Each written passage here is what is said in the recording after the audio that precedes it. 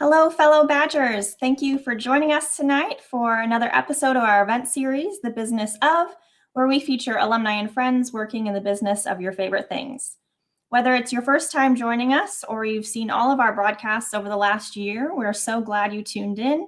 My name is Natalie Singer, and I work on the alumni relations team at the Wisconsin School of Business, and I'm really delighted to be hosting this event tonight. This evening's topic has had quite a lot of interest, from the casual beer connoisseur to several of you really interested in getting into the industry. So I hope you all find something really fun and interesting from tonight's speakers. I can see several of you already chiming in the comment section. So if you have any questions throughout tonight, you can drop them in that chat on YouTube, and we'll try to get to as many as we can. So with that, I'd like to welcome our first speaker, Steve Hawley. Steve is the founder of Kansas City Beer Company, where he's brewing up German-style beers for the Kansas and Missouri region. He has his MS in real estate from the School of Business. Welcome, Steve. Hi, glad to be with you. Yeah. We also have Dan Abel joining us. Dan is co-founder and chief executive officer of Pilot Project Brewing, a microbrewing facility and tasting room that also acts as a brewery incubator in Chicago. Dan is also a business badger and has his BBA from the school. So hi, Dan. Hey, thanks for having me today. Appreciate it. Yeah, of course. Thank you both for being here tonight. We, love to showcase our alumni and just really appreciate you guys taking the time. Absolutely. All right, so we're going to start off. I'm drinking. We're all drinking here, right? It's the game night. I mean, you can't have a show about beer without having some beer. Got to get in the mood. So, to start off, I'd love to give the audience a little bit more background about you guys. So starting with you, Steve, I know you kind of pivoted your career from real estate now into brewing. Can you tell us how you got into the industry? Well, I was a German major in college, and I took German in business. So I always had an interest in the German language. I studied in Germany for a semester, got to try a lot of great beer. I was a typical college student, enjoyed a beer. And of course, I got exposed to some really fresh, great German beers. That interest stayed with me. I started home brewing, had an idea 20 years ago. I wanted to open a brewery. I wrote some articles, a couple of books about beer to sort of get my way started in the industry. And then I actually retired at 55 from my job at Northwestern Mutual Life in the real estate department. So I'm kind of a conservative guy. I've got a pension, started the brewery, so this is sort of my second career. So I love the real estate business. I still miss it, but beer is what I do now. Very cool. And Dan, I know your company is a really unique concept. So can you tell us a little bit more about Pilot Project and how you got that started? Sure. So Pilot Project is kind of the amalgamation of my business partner and my experience in the arts right out of college, marketing and economics there at UW. Actually, I moved to LA to play music. As a musician, I was fed all of these different resources. If I wanted to record an album, I would go to a recording studio. If I wanted to then syndicate that album, I would work with the label. And there were so many other businesses and resources out there helping to lower the barrier to entry for a musician to go out and create their craft. About 10 years into the business, I have some kids. I can't play guitar at home anymore, and I started homebrewing in my garage, and I realized in the homebrewing process, wow, this is a super creative industry, so close to what the music industry is in terms of creativity and thoughtfulness and innovation. And so I kind of did some research into what's it like to brew a beer professionally, or how do you start a brewery, so on and so forth, and come to learn that the barrier to entry in this industry is extremely high. And when you have really high barriers to entry, you kind of, you can almost stifle innovation because people are afraid to take that risk. They're afraid to market test. And so the idea to basically build a recording studio, but for brewers, is what spawned out of, kind of those hobbyist endeavors. And then we opened in August of 2019 with 5 unique startup brands. And now, even with the pandemic, where we are today, we've launched 13 different brands to both regional and then national scale, and operate currently out of Chicago, Illinois, but with hopes of opening a couple other locations very soon. That's awesome to hear. That's a great background for both of you. The audience sent us a ton of questions, so I'll kind of summarize some of them throughout tonight. But a lot of their questions are around the landscape of the microbrewery and craft beer industry, and it seems like there's a ton of new entrants. There's continually expanding. So what do you kind of see, both of you, as factors that would make a new entrant be successful in this industry? And do you think there's reaching a saturation point of like new people coming into the industry? Steve, you want to start? Okay, so we opened in early 2014. There were probably just under 3,000 breweries in the United States. Today, there's over 9,000. So there's been a tremendous growth. Now, what that growth has looked like, especially in the last 5 years, has been mostly very small, sort of tap room oriented breweries that sell beer by the glass over the bar. They might sell a few kegs in limited distribution, or possibly have a small canning line, and they sell beer directly out of the tap room. So I think that has flourished.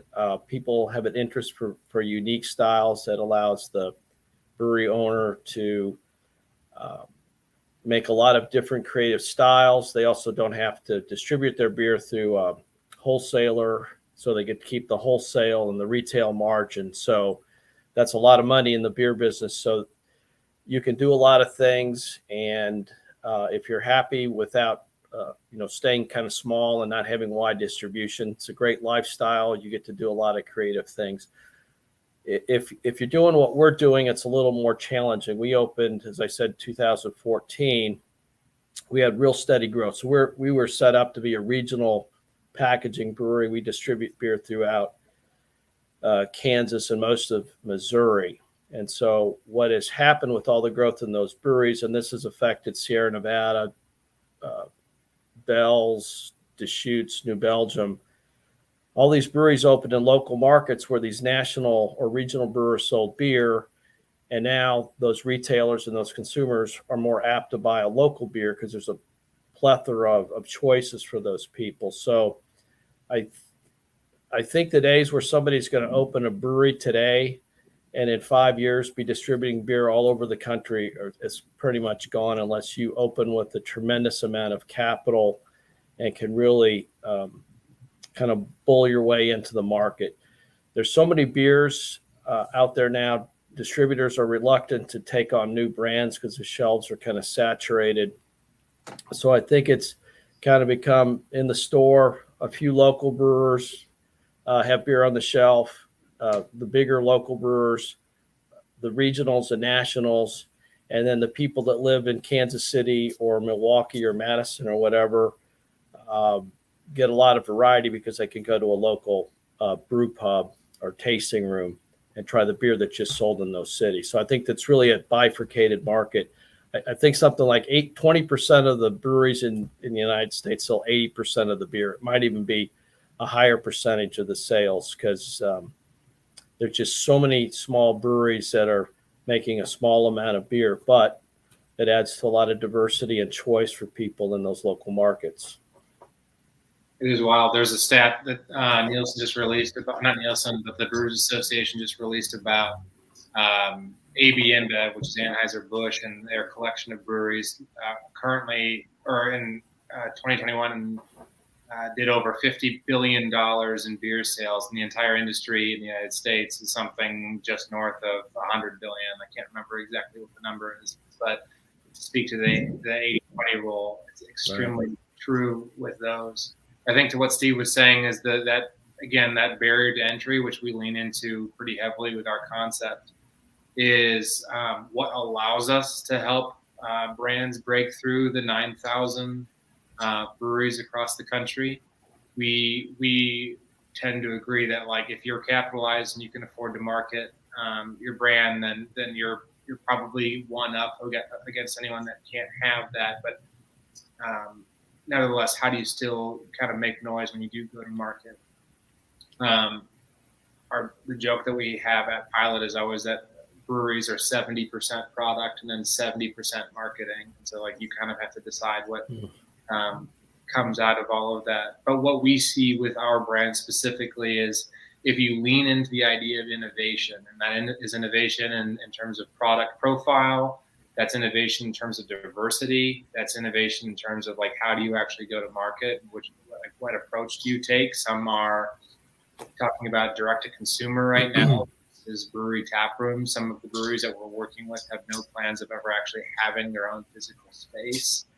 I think what's sort of exciting about what's happening in the industry right now is the fact that because of, like Steve and I make beer, sure, but we actually exist. We hold licenses in the fermented malt beverage industry or the FMB industry, as the federal government considers us. And so within that space is hard seltzer, it's hard kombucha, it's anything that's basically 51% grain based.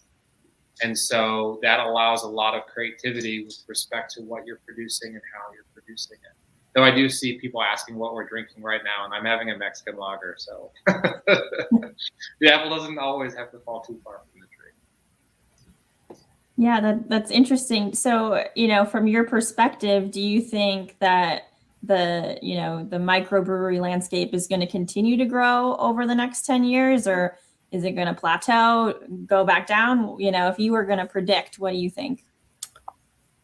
I think it's going to continue to grow, but I think it's going to be primarily in small tasting room focused breweries. And I think some of that has to do with there are people who love beer, and most of the people in this industry work in it because they love it. And it's one of the great things about our brewery and managing this brewery is the people that work here really want to work here. They're enthusiastic, they're hardworking, they're proud of what we do, and you don't have to look over their shoulder and make them do the right thing. They want to make good beer. They're proud of what we do, and they want to reflect that in the marketplace when somebody has a beer. So I think you're going to see a lot of people opening tap rooms. It's something that, with a little bit of savings, ingenuity, you can open that. And I think there's a lot of people that love it so much that they're willing to do it as a lifestyle as opposed to the big project of their lifetime where they're going to become millionaires. I kind of compare it to kids I used to work with or go to school with when I went to Northwest Missouri State. A lot of farm kids, they couldn't work on the farm because they had brothers and sisters, but they loved it. So when they got enough money, they bought some land, they bought some cattle, they raised some row crops because they loved doing it, but they weren't really doing it as a primary business. And I think you're going to see a lot of people still can get into that business because they love it.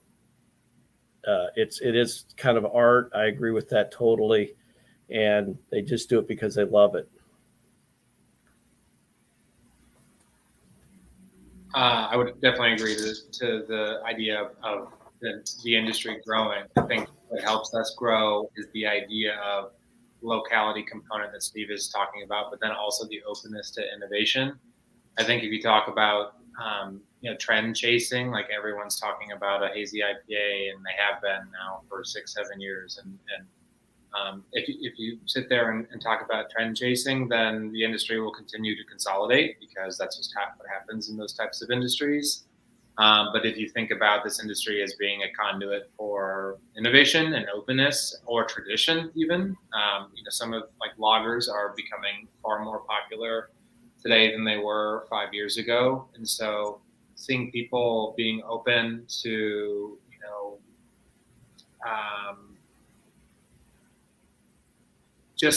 just thinking outside of the box or a little left of center is what will allow this industry to continue to chip away, not just at the macros, but also when we talk about, the wine industry, the spirits, or the RTD, which is ready to drink, like hard cocktail industries. That's how we grow as brewers, is by staying open to seeing what they're doing and using those trends to our own advantage. That's a kind of a great transition to our next kind of set of questions, is a lot around like those trends and different things like that. So, I've been to a lot of breweries around here lately. I've seen, IPAs being wildly popular. And, do you see specific beer styles outperforming others? I know, Steve, you're brewing a specific German styles of beer, but do you see things that kind of come in waves, and is it more consistent? Is it long term that those trends are kind of staying, or are they pretty volatile through the times? I would say the trends in beer styles are volatile, but I would say that IPAs are an eternal point of interest for consumers. I think that style is about 35% of the craft beer market. That's clearly the largest beer style out there. And the innovations that keep happening within that style are amazing. There were brut IPAs, so dry IPAs. There were black IPAs. There were now that they're juicy, hazy IPAs. I went to the Great Plains Brewers Conference with the Master Brewers Association on Saturday. Incredibly interesting presentation by the owner of Omega Labs, actually in Chicago. And they are developing yeasts for these juicy, fruity, hazy IPAs that contribute to the fruity or aromatic character of the beer, in addition to the fruity New Zealand hops and other fruity citrusy hops that are being used in IPA. So there's all this innovation in the IPA market to make it hazy, to make it fruitier. And I just think Americans love that style, and I don't see it going away anytime soon. You may see different renditions of it, but it's going to be around.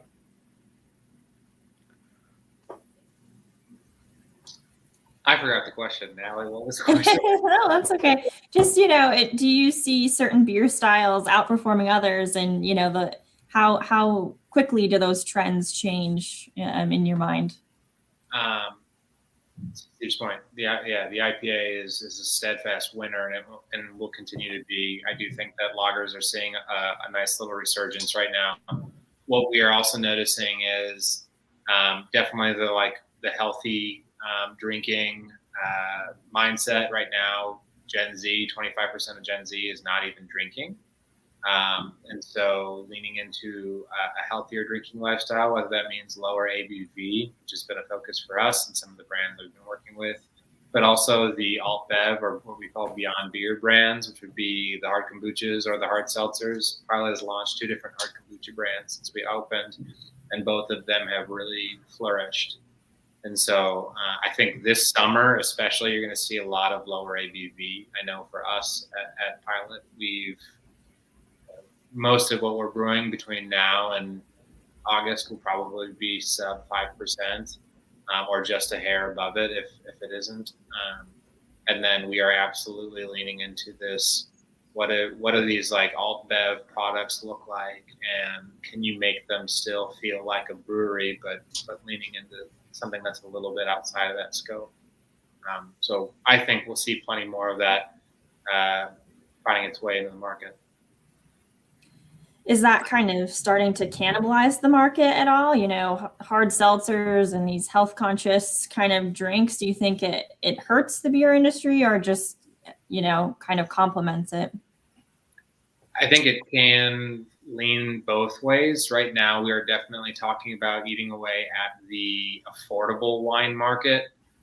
You can go out there and buy a $12 bottle of rosé, or you could buy a 4-pack of ready-to-drink cocktails, or a 4-pack of hard kombucha or hard seltzer. People are starting to find some level of equality between those options, and so we are seeing that aspect. But the Gen Z not drinking factoid is extremely real, and so it is coming up with ways to, obviously honor what they want to do and the priorities that they see, but also recognize like, hey, right now brewing a 2 to 3% or a non-alcoholic beer is something that we really need to be thinking about. And the fact of it is brewing non-alcoholic beer is actually really expensive because the products, the machinery that you need to use to do that is way over anyone's budget. And so I think the cannibalization that comes from us finding new ways to make the same thing is entirely possible. But I also think that we're just trying to think of clever ways of expanding the industry so that it's not always quarantined, beer as we know it. Sure. Some of the people tuning in had shared questions, around what trends that aren't taste do you see in the industry right now? Sustainability is something that a lot of people brought up, but do you see any changes in your business model right now? And is there anything trending in that sense? Well, I think the craft beer drinker typically is younger and more active, more outdoorsy. So I think the craft beer drinker's always been interested in sustainability, recycling. And so I do think that is an important aspect. And there are some brewers out there that very much tout the fact that they use solar energy and other sustainable practices. We are trying to move in that direction, and most recent purchase hasn't been delivered yet as a carbon dioxide recovery system. So we can recover the carbon dioxide from fermentation. Fermentation is simply yeast converting sugar to alcohol and carbon dioxide. Most of that gets blown off. We do naturally carbonate our beers, but the excess CO2 we plan to recover and clean it up, and then we can use it as our in the brewery as a process gas or whatever also. So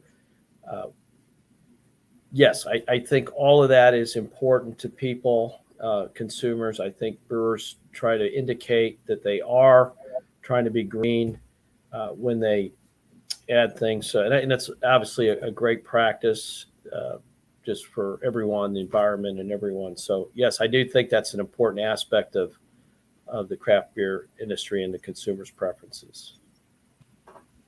Right now, there are a lot of products coming out that are allowing us to do that a little bit easier. We're kind of in the early adopter phase of new ways of packaging, which has been, especially during the pandemic, as we've all sort of pivoted to packaging products. What is the technically cans are more green than bottles, and then the devices that we use to package the cans were once plastic. Now we're moving towards recyclable materials. So I think that those continuing to lean into those aspects of the industry are really important. But then it's also talking about, what happens with your wastewater.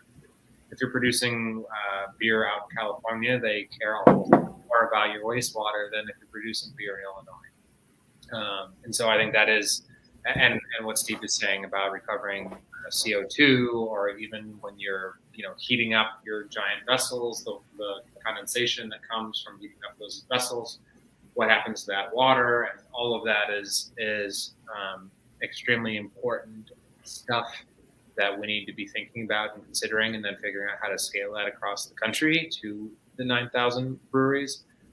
What I've, been really impressed with right now is Pilot does everything it can from a small brewery standpoint. We recycle our grain when we can. We obviously recycle all of our materials and try to use the best materials that are out there. But now it's about having the bigger organizations. Harvard Business School came into Pilot and did an entire sustainability review on what using us as like a little microcosm of, this is how this brewery exists, and we start to implement these new rules. How does that kind of scale across all the other little breweries across the country? And I think it's having organizations like that, and hopefully UW as well, is what will allow us to not just use recyclable materials, but actually materials that are leaning into sustainability.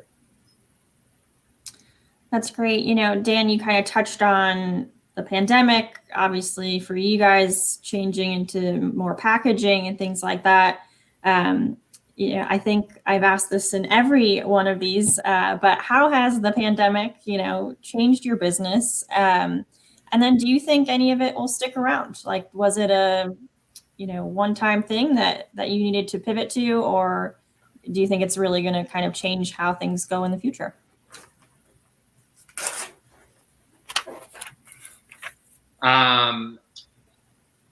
For us, I mean, it changed everything. We only existed 6 months prior to the pandemic.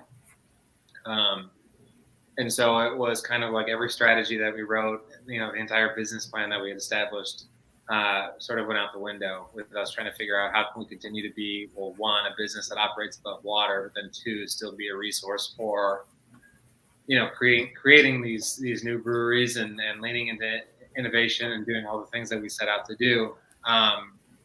And so what it really came down to was figuring out, all right, how do you market these brands?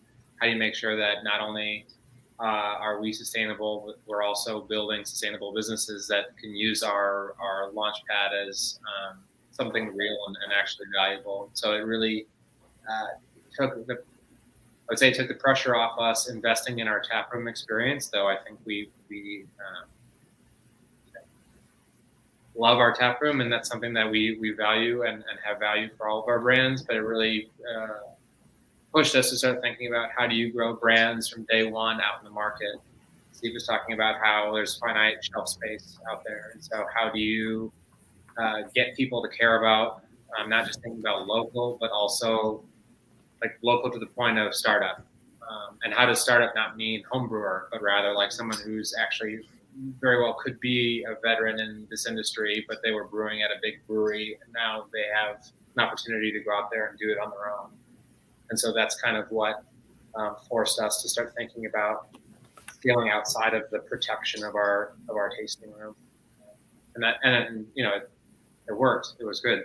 I would say 6 months into the pandemic, for all of the terrible things that came of it, we had a brand in 13 different states because it forced our hand to try and figure out how to grow them outside of Logan Square. Steve, I know you were a bit more established going into the pandemic, but did it change anything for you? Well, it certainly affected our business. I don't know if it changed a lot for us. So what the pandemic did was if you sold a lot of beer, what they call to the on-premise, or people that drink beer by the glass at a bar or restaurant, you were highly impacted during the pandemic with either the closures or the reduced capacity limits for social distancing. So we sold about half of our beer on draft through bars and restaurants. So 2020 and the first half of 2021 were challenging. And so I think what happened, I think there's been some change in consumer behavior because of the pandemic. For example, I think a lot of people never ordered food to go. They wanted to eat out. They went to the restaurant, sat down, and ate their food.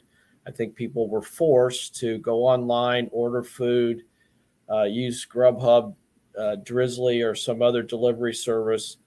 And so they were forced to use these alternative ways to consume food other than going inside an establishment and doing it. So I think you're going to see people doing that more often. So that's going to affect people going out to eat. I think people got used to entertaining themselves at home, and they may continue to do that. Also, we've got inflation right now. Food's expensive. Beer's going up in cost. It may be more difficult to go out and eat because it's much more expensive. They may want to stay home. Also, the bars and restaurants are having trouble hiring employees.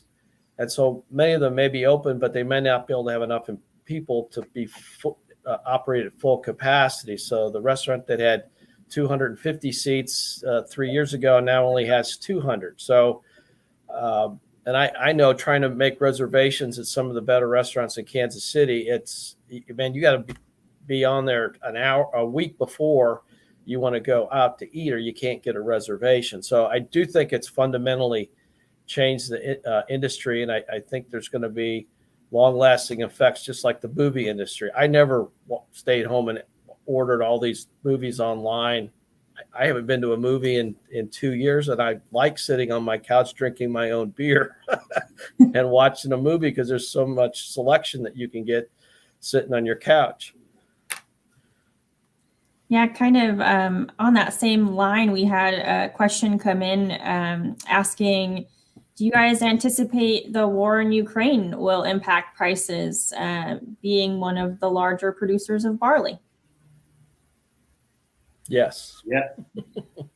Right now, it feels like every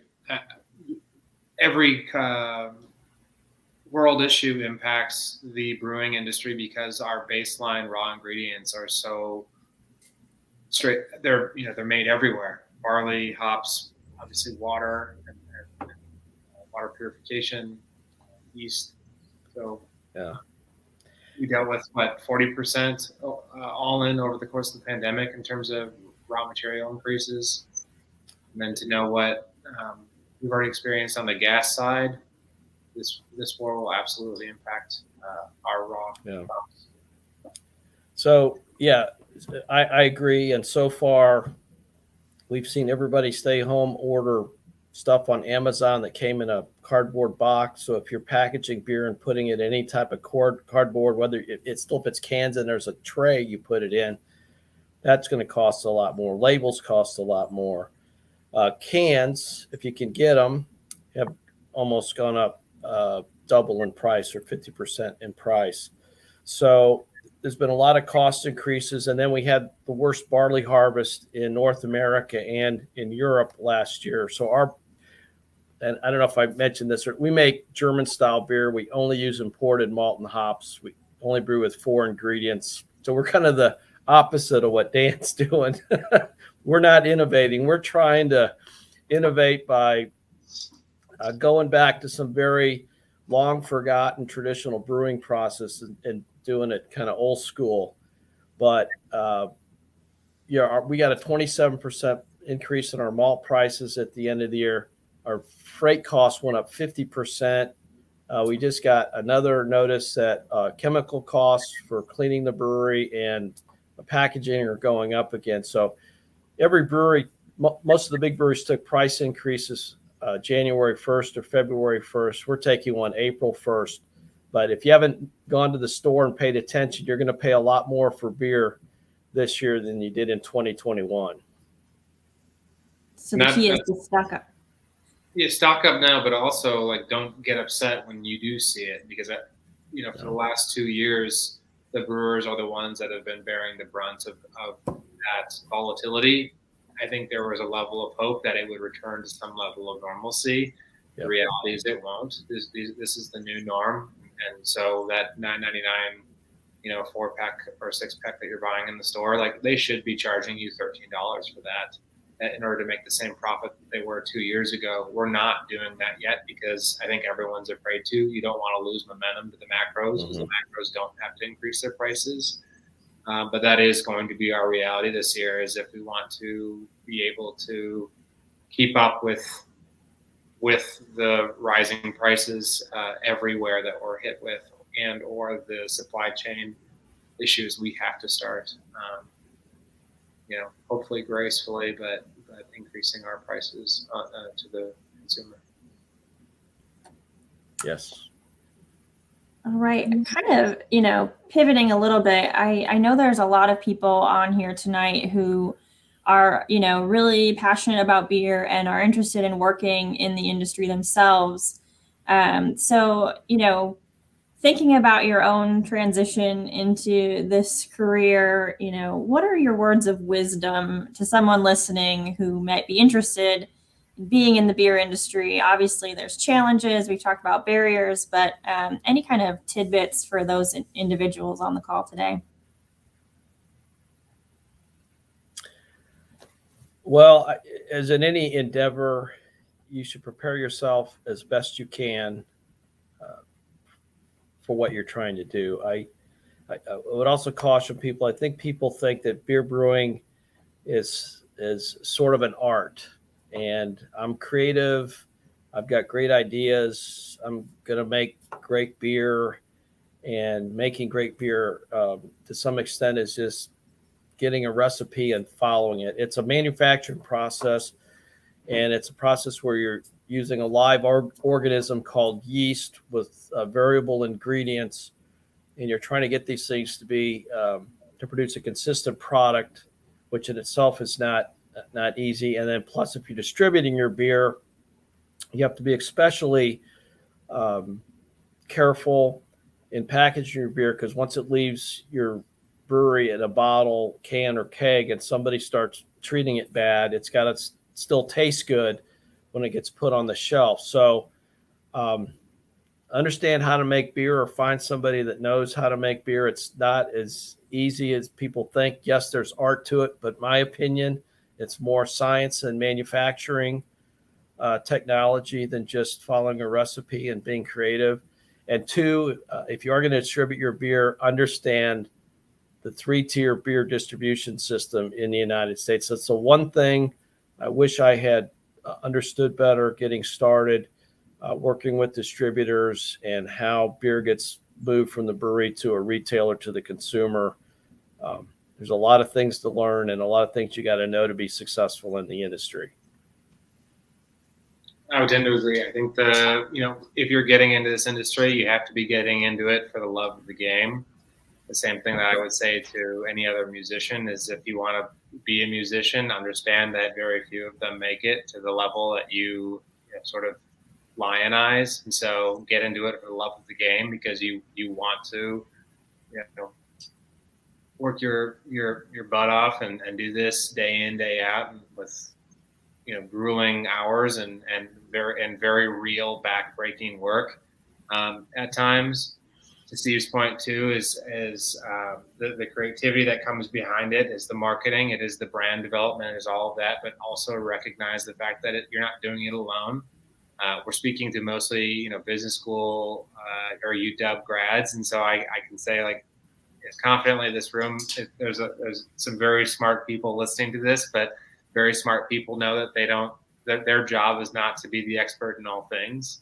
Correct. So build a team around you, because it's not just about the one person that is the brewer. It is about the operator. It is about the financier. It is about all of the logistics, the heartache, the therapy that comes with launching a brand. And so you have to really be considerate of that. And then also think about the fact that everyone, you can learn how to brew beer. So how are you going to be great at it? And if you're leaning into tradition and discovering old styles, like Steve is doing in Kansas City, or you're saying, I'm going to break the mold and do something that no one has ever done, make sure that the people telling you that what you're doing right isn't just your friends.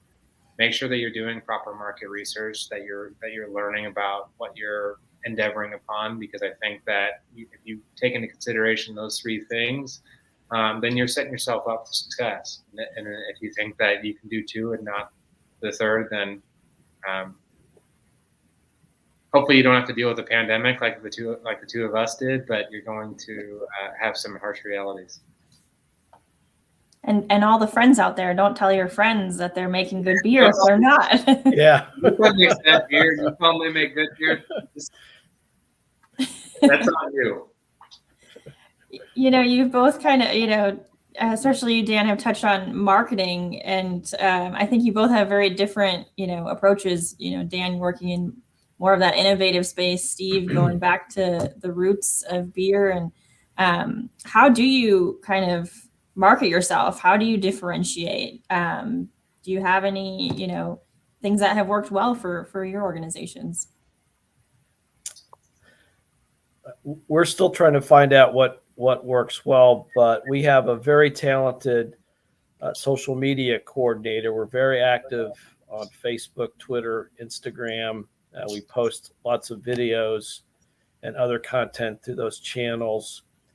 Last year, we also got very engaged with broader advertising on radio, and we're still doing that this year, along with our sponsor of a podcast called Arrowhead Addict, which follows the Chiefs. So we're doing all these things, and we also are involved with a lot of community charitable causes. We throw a very large Oktoberfest. We make German style beer, so we feel that's a good brand connection to have an authentic German Oktoberfest. So we market that heavily. We get thousands and thousands of people attend that. We advertise that as well. So we're really trying to make an effort to keep advancing as a regional brewer, and as we've grown, we've gone from very low level kind of social media and on-site promotions in our beer hall and tasting room, and now we're trying to step that up and doing broader advertising. That includes everything from sending email newsletters to our retailers and other things. So we're trying to think of as many ways to reach as many people as we can with the lowest cost, because we don't have an unlimited budget like Anheuser-Busch or Miller Coors may have. So it's a challenge to try to find the right combination, but important to market.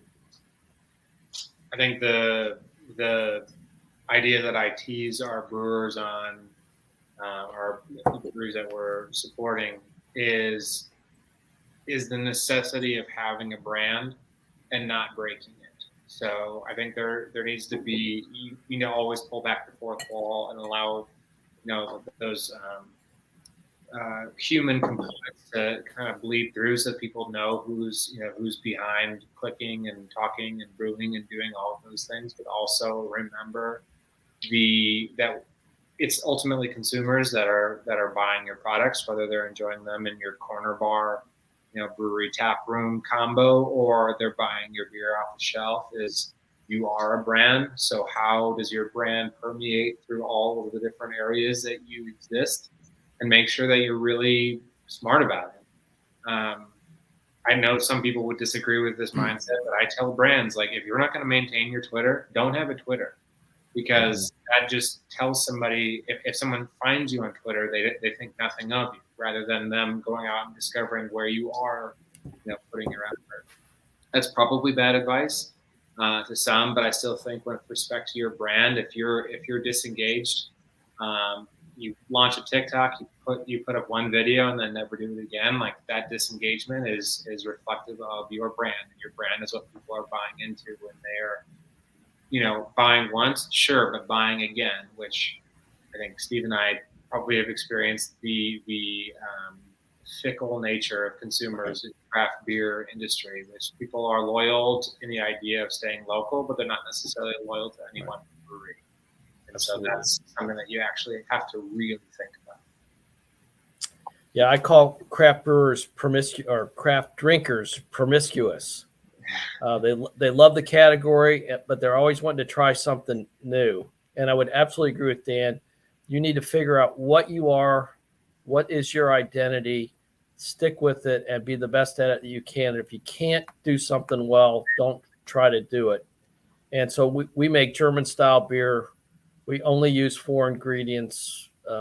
We stick to that religiously, except we lost a Super Bowl bet 2 years ago with the brewery Cigar City in Tampa when the Chiefs lost. So we had to brew a imperial stout with vanilla beans and cocoa nibs. So but everybody had a lot of fun with that. But that was good publicity, because they knew we lost and we had to do something we'd never do otherwise. But yeah, you need to know what your brand is and stick with it and make your brand distinctive, and people know who you are and what you do.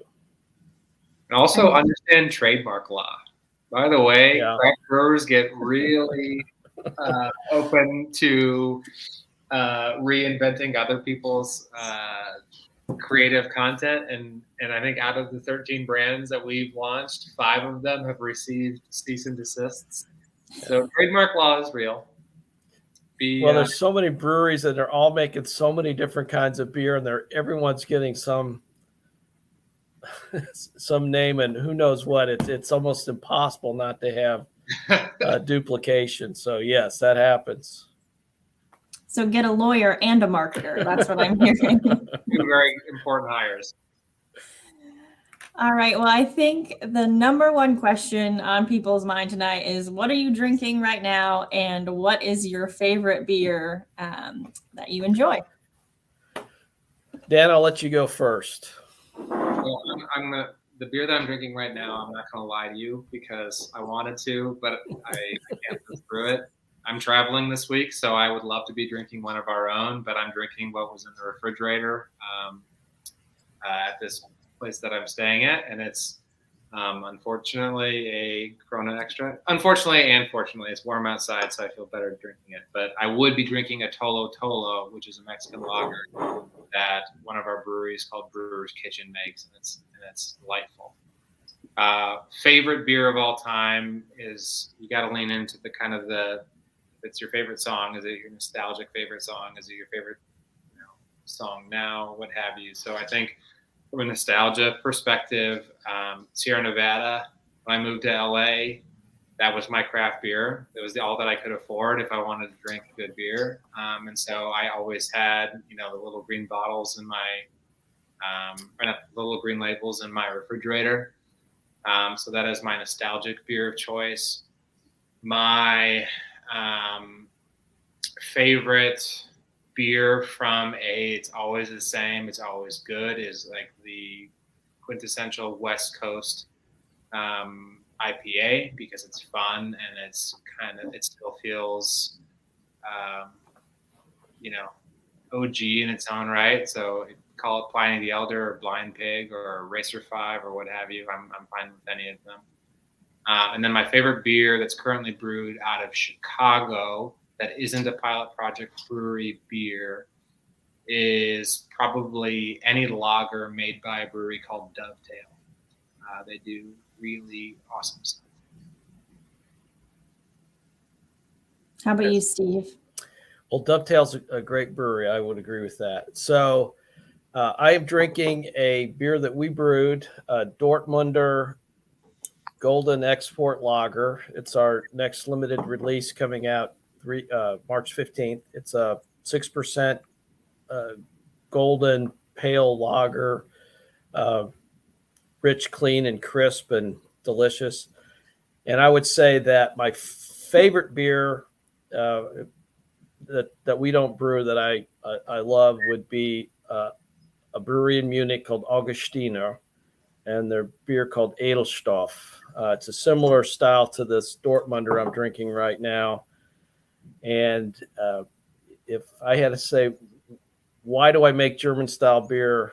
That's one of the brands. I wanted to be able to brew beer as good as Augustiner Edelstoff. And that was sort of the benchmark on if our brewery was successful creating good, authentic tasting German style beers.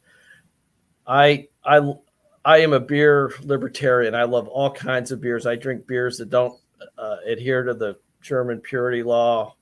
I love IPAs. I like barrel aged chocolate stouts. There's a lot of stuff I like. So this is what we do. But fundamentally, middle class kid growing up in the Midwest, I love to drink beer when I'm hot and thirsty. I've worked hard.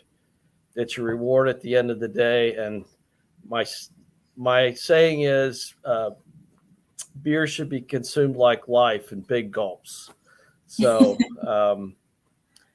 I still like drinking a refreshing beer. My favorite beer that I drink here is a Augustiner Edelstoff type beer, a Munich style Helles. It's just clean, crisp, but a lot of malty goodness to it, but still refreshing. Well, that is great. We want to wrap up here so that people can head on over to watch the basketball game, if that is what they so choose, or the State of the Union, if that's more your speed. But I want to say thank you both again for being on tonight. You were wonderful, and I think everyone came away with a lot of information from this talk. So thank you again to both of you. Enjoyed it very much. I always appreciate working with the Wisconsin School of Business I got a great education, and it was one of the best decisions I ever made in my life to go get a degree at University of Wisconsin. So happy to be here. Thank you, Natalie. Thank you, Steve. And thank you, everyone that's watching on Wisconsin. Yeah, I'm going to have to come down to Kansas City and Chicago to see both of your spots and try some of your beers soon. Make sure you let us know before you come down. Definitely will. Thank you both again. I'm actually going to be in Milwaukee June the 6th. Gathering Place is doing a lager festival, so I'll be there if anybody wants to try our beer that lives in the Milwaukee area. Awesome. Well, hopefully some of our viewers will make it to that. All right. Thanks again. And thank you, everyone who's tuned in tonight. You know, we would love your feedback via our survey. We're going to drop a link in the chat, but we will also send that out to you if you registered via email. So thanks again, and go Badgers.